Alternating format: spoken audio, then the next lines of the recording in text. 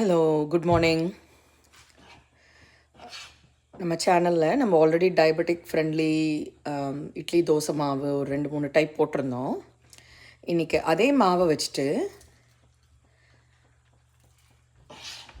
குழந்தைங்களுக்கு பணியாரங்க.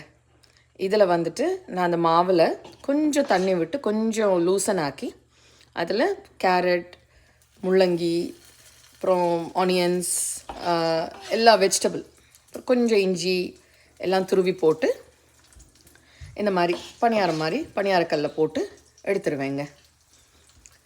இது டேஸ்டியாகவும் இருக்கும், ஹெல்த்தியாகவும் இருக்கும். பெரியவங்களுக்கு செய்யும்போது எண்ணெயே இல்லாமல் போட்டு எடுக்க முடியும். மூடி மூடி வச்சாலே அது நல்லா குக் ஆகிடும், சாஃப்டாக வரும். பிள்ளைங்க அப்படிங்கிறனால கொஞ்சமாக எண்ணெய் ஊற்றி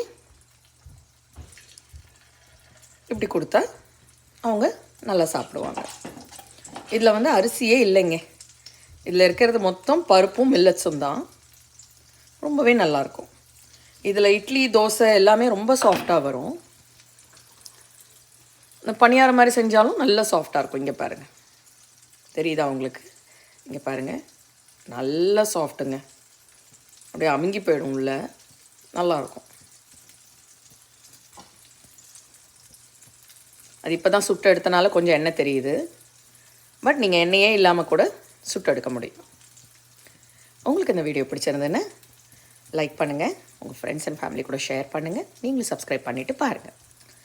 வேறு ஒரு நல்ல வீடியோவில் நம்ம மீட் பண்ணலாம். தேங்க்யூ.